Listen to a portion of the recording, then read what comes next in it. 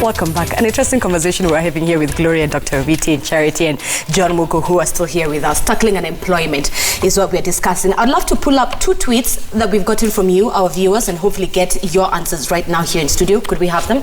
So this is one tweet that was directed to Gloria. If you could help us answer this one. The question is, our institutions are concerned with the quality of graduates they produce, or is it only money? Is the market need analysis being done properly before designing a program? Can Tvet quantify the impact it has done in the employment sector? Could you take that one for us, Glory? Thank you. And I want to say that a lot is being done. And we are really trying to find out what the industry requires. That's why I said this time, for us to develop a curriculum, we're involving the industry so that we don't develop without consulting the consumers. The Tvet is doing that. And actually, through the Tvet Act, it created a body that develops curriculum. It was not there initially.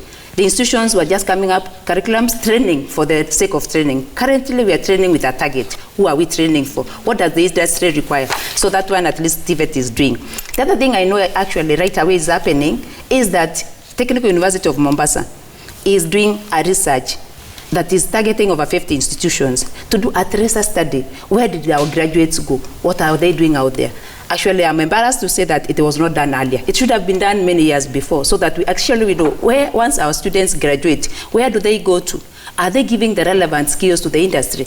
That is being carried out as we are talking. That will study. Yes. And the other thing I cannot quantify right away, but I'm also hoping that the labor industry ministry has done that kind of a study, because surely we need to know actually what is happening to our trainees. And how soon will that research be available to the public? I want to believe in the course of the year, because they have just started, they have been awarded the tender to start that study. Mugo? But then, Zinzi, one of the things that our studies have shown is a quality differential between national polytechnics, technical training institutes where Glory teaches, and vocational training centers.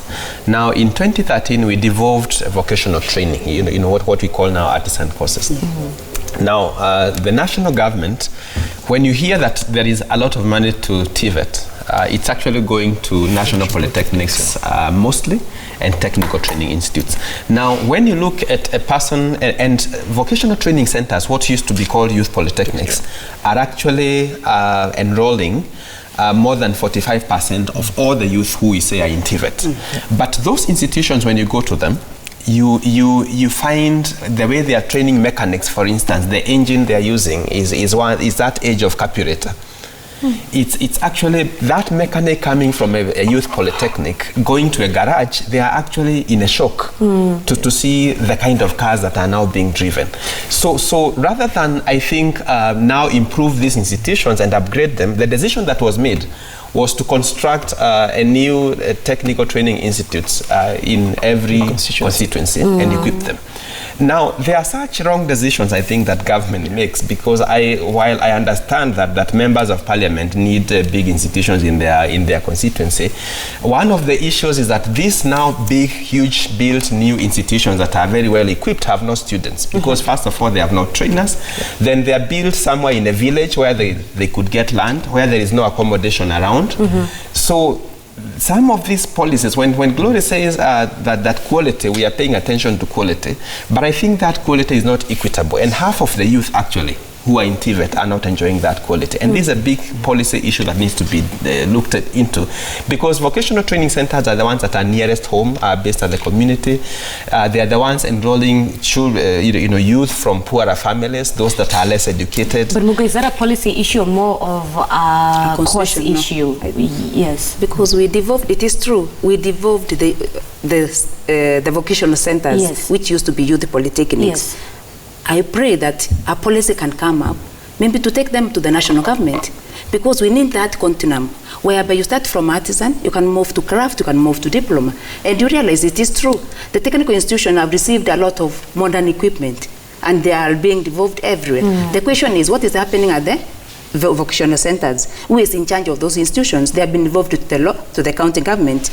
And he is saying that it is true. Right away, the Tvet institutions, that is the technical institutions and the national polytechnics, the government is even giving them capitation, which never used to happen since last year.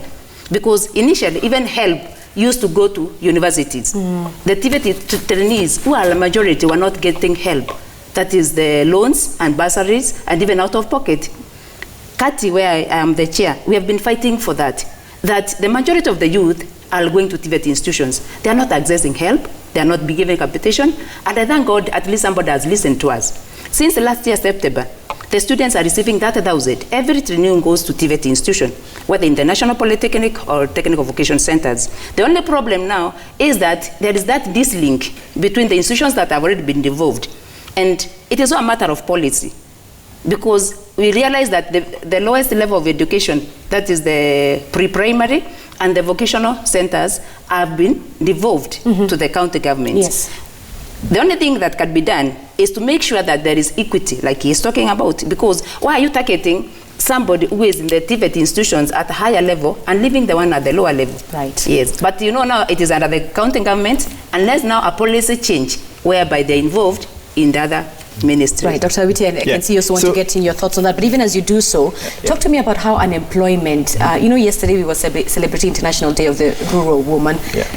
Before that, on Friday, International Day of the Girl Child. How it is that how unemployment feeds into inequality, even as you come into what Glory has said. So I think that's a very important question, especially when you throw in the gender dynamic. We did a survey in 2016, the Kenya Youth Survey, which showed that 63% of women who lived in rural areas were actually unemployed. But the national average of unemployment at that time, this was for university graduates and youth who were aged between 18 and 35. So there's a differential impact in terms of access to opportunity for work that disadvantages women. And this is something that we've not been able to address across the country. And it is especially bad in rural areas. And people living with disabilities. And people living with disabilities. But let me make this point, which John has made, that our biggest problem is that we are unable to understand the current trends and dynamics in the job space. So, for instance, the government itself, through the Kenya Economic Survey, the National Economic Survey report in 2019, shows that growth in manufacturing is far outpaced by sectors such as wholesale, retail, finance, accommodation, food and construction, and real estate. In fact, accommodation and food grew in this economy by 16.6%, one of the most dramatic, in fact, exemplary growth statistics that we have. But so the question then is Tvet really the answer to the skills that youth need when you have an economy that is exceedingly service-oriented? Okay, wholesale, working in hotels, and all this other surface stuff, personal services like salon, hairdressing, etc. So the question really is, do we understand our current labor dynamics? And what evidence is going into workforce planning that therefore informs the skills that we should start to build for this generation? Right. But also to think about the future, understanding that the future is really digital and technological. While we have a problem today with an economy that is service-oriented, this is not the future. So how do you make that balance where we're responding to the needs of charity today, but also thinking about charity's children? What kinds of jobs will they have? Therefore, what kinds of skills will we build for that future? Remember, we have said in the Vision 2030 that we will be an industrial middle-income economy. Industrial is not the service sector-driven economy that we see today. This is not something that we want in 2013. It's not even our aspirations. The irony of this is that, Mugo, I want you to take that further for us. Dr. Awiti has very well talked about how the one sector that is growing so much, the service sector. You have been involved in both 3 researches. I want you to take this conversation further for us, because when we're taking a look at the places where they're growing, the economy, the service sector is what you're talking about. But the irony is that real estate, all that. But here's wholesale, the guys who are selling you stuff on the streets. Right. But here's the irony of that statement. Business Daily about 2 weeks ago, a week or 2 ago, had the fact that there are less than 2 million Kenyans who have 100,000 Kenyan shillings in their bank accounts. 1, 2, yet this is the same economy that is producing more billionaires on the African continent. But look at our manufacturing industry. Again, a manufacturing industry that President Uhuru Kenyatta and his DP have promised to grow. It's under their Big Four agenda. Many things are not adding up. Because the people who have money, I mean, there are people who just have money stashed. So which sectors are these that are growing, if not manufacturing? The public sector. Public sector. in the name of government corruption. But I mean, you read for us what is on the headline to the nation, and how money is actually now disappearing into a few MCAs who now are not satisfied with their salaries. They are now looking into even eating into the other half that should be going to construct roads, to provide health services, given our debt as to a go country. to vocational training centers. It's a devolved thing, and so I don't know why we are saying this. A very huge ambition, big four sounds very good, manufacturing, but when we look at how we are incentivizing manufacturing for it to be able to create jobs, first of all, only a few people can be able to get into manufacturing because it is capital intensive. Mm-hmm. Now, many of the people who are supposed to be going that way are actually very afraid because much of the money they have is stolen. So the way is to look for how to get the money out of the country. Central Bank, I think, is doing a lot in trying to create these barriers. So the money that is stashed by those billionaires in accounts that is not circulating in the economy, that is just somewhere, is actually what is supposed to be going to revitalize industry. And to now absorb people like Charity who are hanging out. So I think there's a larger question here that we should also ask. Who are these billionaires? What do they do? What do they make? Who do they employ? The richest men in this country are not industrialists. That's the irony. So that is the biggest problem. Where's our Aliko Dangote? The richest person in Kenya is not at an industrialist scale as Aliko Dangote. We don't have a Mo Ibrahim in this country. So how come we have people who are richer than Aliko Dangote in this country, richer than Mo Ibrahim in this country, richer than Bill Gates in this country?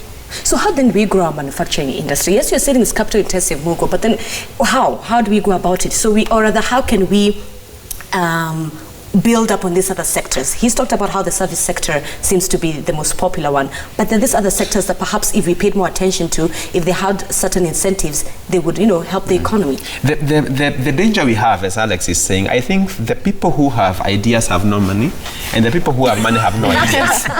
True. That's us here. So I do not know how we connect money and ideas. Because it's possible Charity has great ideas, but she has no money. There's another person with 200 billion. No idea. No idea. And they are feeling safe because, eating 200 billion, they won't finish it in their life. Charity, I want you to look at this tweet. You're the one who's going to answer this for us, all right? Let's have that tweet coming up about the political elites and the rich old folks having the jobs. So Steve Juma was saying the government should stop recycling political retirees. I mean, Charity, when you sit there as a young person, when you hear that another older person has been appointed another government job, the problem is not the qualifications. Is that this is the same government that is saying that will create jobs, the same government that is saying that will create a conducive economy for Charity to get a job after she graduates school. Is the same government that is employing older people, older generation, should I say, onto those young jobs. How does that make you feel as a young person? Are you hopeful that, Okay, personally, I'm not surprised that he did that, because we like, how many years ago were we hearing that someone carried bags of money and nothing happened? They're just in court cases, just being dragged, paying off. It's not surprising. We know. Even as a young person, I know corruption is a big thing. So do you and your friends have hope that, Kenya is still the country you'd like to live in, work in, grow in, etc.? Okay, personally, for me, it's just my view. I think right now, our president, is, when he wasn't looking for a second term, he cared about what we are saying. Right now, young people are the ones who are making noise on Twitter. He sees them. I believe he has a social media team. I don't think he doesn't have, but maybe right now what's happening is that paying off this people who supported you, like giving back favors, because you have to pay back what people helped you with. Political favors. Yeah, because how can you tell me that Mary is more qualified than someone younger who maybe who could do even more for me? Because this is an employment agency. He or she could go there and do reforms that could make me and my friends get jobs like sooner as today. But now this person, their mentality hasn't changed. This is a person from the olden times. They're coming in, their mentality is a bit broad. Right. So I would just suggest that they bring in people who their mindset and their way of thinking is a bit flexible, because that person will be able to bring in a new way of finding employment for us. Because personally, I'll vote. So new ideas, like Mugo is saying. Yeah, new ideas, because it's not fair. So what would you tell President Uhuru Kenyatta if he was watching this morning? If you were to speak on behalf of perhaps the other graduates, your friends that you graduated with who haven't gotten employment a year later, what would you tell the president? Okay, I'll tell the president that most of us young people, like we weren't born with silver spoons in our mouth. Our parents are civil servants or business people who get loans on top of loans to educate us. And in the long run, they are hopeful that our child will get a good job and at least will be okay. Because that child will help pay those loans. Oh my goodness. Well, actually, even not pay those loans, that they'll be okay. Because, I'm part of the dependents. And the dependents in Kenya, we are so many. For a parent, what makes them happy is saying, my child went to the university, they studied, they have a job, so that I have siblings. Now my other siblings, when I'm not employed currently, what does that show them? It dwindles hope. And not only for me, I have friends, I have relatives, cousins. So he should listen to us. He should listen to us, because at the end of the day, your legacy is what I will tell my children. If I tell my child, during this tenure of this certain president, times were really hard, it's just a negative time. So he should think about it in the few years that are remaining and listen to the youth. Because at the end of the day, I'm seeing a revolt coming, because tutachoka. Young people will be frustrated. Punda atachoka. And speaking of it, they already are. One of our viewers said that there's a ripple effect. Depression happens. Actually, I know a lot of people, young people, friends of friends, people are depressed. Currently, me, I was stressed at a certain point. It's only that I had a good support system that helped me a bit to motivate and pull up my morals. Because at the end of the day, you feel sad. You have worked so hard. You have gotten a good GPA, but they are not even what do you have to show for it? Okay, I go put up an M-Pesa shop.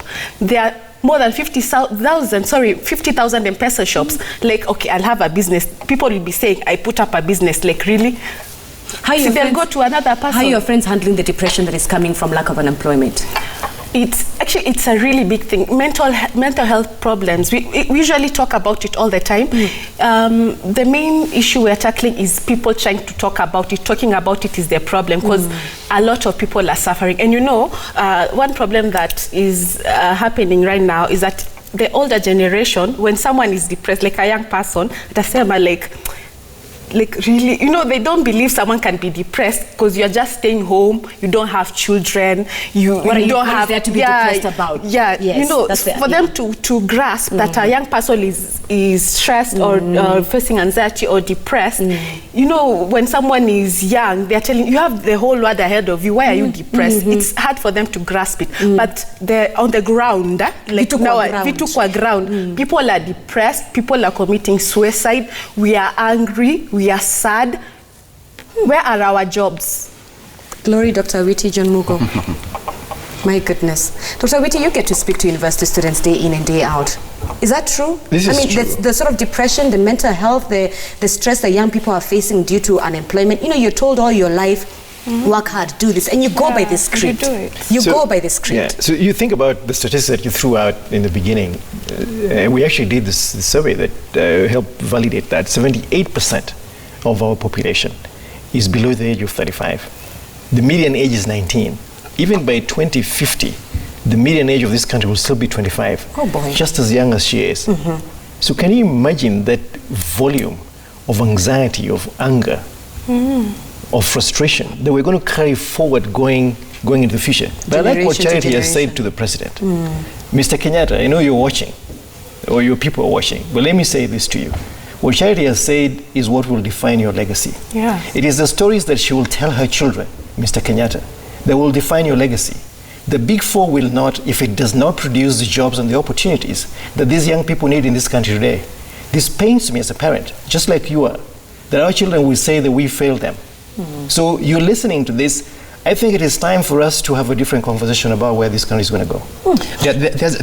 There's one current discussion going on Buy Kenya. When you look at some of the things that those people with money are doing, killing the local industry through importation, you look at yourself because you'll benefit as a person. And first of all, you are already so rich. You actually, the money you have, you don't need it. And people import and kill the maize, kill this. Then this balance, I think, between export and import needs to be checked. I mean, we need money, we need loans, but we cannot just be accepting loans with all the conditions because those loans are now, going to 9 trillion, are not creating opportunities for the youth. So we have also, I think, to look at our financial policies. When you look at dams that are supposed to be created somewhere to now revitalize agriculture in the place so that youth can farm when they have access to irrigation water, that money disappears into two people's pockets and we just keep quiet. Mugo, yesterday and the day before that, we had legislators here on Monday and Tuesday. We were talking to them and we were saying the sports industry in itself, if the government was serious, would handle unemployment in Kenya. Those stadiums, if we had mentors, if we had, and not just even in running, if we opened also these other different sectors in sports alone. Let me come back to you, Dr. Awiti. There's something that you talked about, the Mo Ibrahims and the Aliko Dangotes. It is it's not secret Dangote wanted to put up a cement factory here in Kenya. Yeah. Corruption then made him move it and take it to Tanzania. Cadbury, for the longest time in East Africa or in Kenya, took their business to Egypt. Samsung, there you go. How doable is this? Because this question is for you, because you talked about it. How doable is it for us to then see a government partnership with the public sector, or the public sector partnering with universities, with Tvet and so forth? We keep saying this partnership, but how doable is it? I think it's not a question of how doable it is. It is the right thing to do. Because let's face it, every government in the world basically prides itself in the number of jobs and opportunities that it creates for the future generation, which is really at the heart of the country. We are about our future as a country. Our projection into the future is them. It's not even us. So it's not a question of how doable it is. It is the right thing to do. We've got into private partnerships in the past, and some of these things have borne fruit. What are some of those good examples that we have to basically move forward? We've talked about partnerships in training and in helping youth build skills. We've talked about public-private partnership in building infrastructure to basically bring down the cost of the debt burden. Because then, for instance, Thika Road, if it was a build, operate, and transfer that is structured in a transparent way, you lower the debt burden. If it was a railway, through a concession, the burden of building the railway would have been a much lower cost to the country. Right. But I think some of the big barriers that we have to think about, especially the disincentives for industry, for instance, the cost of electricity. And the president promised that he was going to bring down the cost of power. It hasn't come down, which will affect manufacturing. So this is now our biggest disincentive. Our competitors, neighbors like Ethiopia, are kicking us out of the business because the cost of power there is so low. Ours is too expensive. It's one of the things that manufacturers complain about. The cost of credit. When the president came, he said he was going to end domestic borrowing. He's not ended domestic borrowing. The cost of capital is still completely unaffordable, even for people who want to start small businesses. Corruption and rent seeking is the modus operandi of our government. So that investors who are honest, and the same values we try to preach to our young people, our government doesn't practice those values. So if I want to come into the country and you ask me to put up a steep amount of bribe for me to start a business, I'm going to take my business somewhere else. But who loses? It's not the politician who doesn't get the money. It is Charity and her generation, because the jobs won't be created. We talked about foreign direct investment. Where are those jobs created by FDI? Tanzania has a much more larger volume of FDI, and we see that especially because of the extractive sector. We also have the best trained workforce in Africa, period. Why aren't people coming to our shores, beating a path to our doors, wanting to start a business because we have the talent that it needs to run those businesses?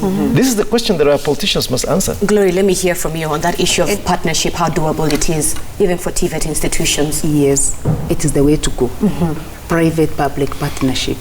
Already what is threatening that? And from what happening? is threatening, it is what he's talking about. What policies are there even for taxation? Everybody in this country is crying about taxation. What policies are we even giving to the agricultural sector? Because you realize, if you go to Tanzania, their production is coming to Kenya. It is cheaper to buy onions from Tanzania than to produce them in Kenya. The reason? The taxes, even for supplements, even for sprays, fertilizers. What is the cost of production in Kenya? It is so high. Electricity. That policy on taxation, who are we looking at? Because there is no way they'll get jobs. If I'm so much taxed, I'll close shop. And all of us, I also become unemployed. And so it increases the rate of unemployment. Actually, so many people are complaining about taxation. And you realize the private sector is looking at what they are getting. If they realize they're making losses, they'll close shop. Right. So the government actually has to look at the rates of taxation so that we give incentives. Like our farmers, we are talking of training our trainees to go to the industry. What mechanization are we using? Youth don't want to identify their hands, but we can mechanize agriculture. We can help them to come up with greenhouses. But what policy is there to make sure that this is possible? And they are going to be given even implements by the government. Yeah. All right, let's take a look at that feedback that has been coming in. So much of your feedback, we couldn't take them in the first round. Let's have them right now. SMS 22422 at Citizen TV is where you can find us on Twitter. If it's on SMS, tell us your name and where you're watching from. You don't say who you are, but you say, I share the sentiments of Charity. I am a trained teacher, having done diploma and higher diploma and later degree in education. My goodness, TSC still cannot offer men a job just because I didn't score C+ in mathematics in high school, despite producing a mean of 11.5. I lost interest in teaching. I'm now full-time business. This is discrimination of the highest order. So qualifications is not even a problem. Okay, comment from Eldoret. Good morning. You say, it's always been remarked that when a populace lacks what to eat, they will eat their leaders. With our leaders, including MCAs, devouring our country, as reported, it is only a matter of time before our many unemployed youth go for them. If there is no bread to be eaten, certainly cakes are not in the vicinity. Inequality is an unbearable level. Professor Buisa from JQuad, good morning. You say, part of the blame lies in the cure rules and regulations, insisting on exams that carry 70% to pass encourage lecturers to stay in lecture halls, giving lecturers and students to simplify cram to pass. Little is done in terms of practical sessions. Personally, I have refused it. My students must carry out an industry project to pass. That adds to their CVs too. Some have in fact started businesses while still on campus. The aspect of how we teach. Do we need to change how we teach? Yeah. Professor Aisha talking about the Commission for University Education, which is a regulator. We'll talk about that just in a little bit. Emmanuel from Siaya, you say youth unemployment is an issue worldwide. You should try to learn some business skills and just be self-employed. That is the solution. All right, you don't say who you are, but you say even TSC itself normally asks for teaching experience during interview, with which they award 2 marks, and they know very well you have not been employed before. Okay, let's take a look at what you're saying on Twitter. Mitenga, good morning. You say, what if all youth started businesses? Who will buy? Yes, Mugo touched on that one as well. Engineer, you say government is not aiding youth access funds for entrepreneurship, courtesy of the animal known as CRB. Oh yes, that's another issue in itself. Okay, let's take a look. All right. So those are just some of them, tweets and SMS. If you want to get in a bit of your own feedback, because we're going to take a commercial break and come back just to get closing remarks, you can do so at Citizen TV Kenya. 22422 is our SMS line. Let's take that commercial break.